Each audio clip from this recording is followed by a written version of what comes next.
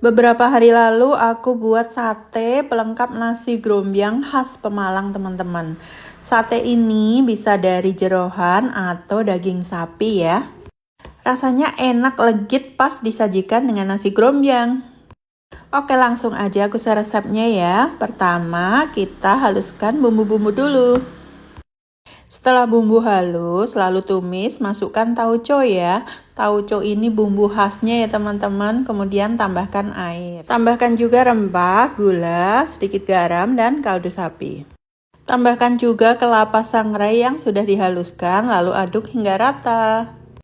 Setelah itu masukkan babat dan iso atau jeroan lain, atau diganti daging ya teman-teman yang sudah direbus sebelumnya.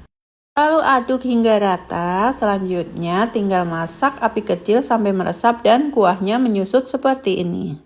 Nah, selanjutnya cek rasa. Nah, setelah itu tusuki dengan tusukan sate ya, lalu sajikan dengan sisa kuahnya.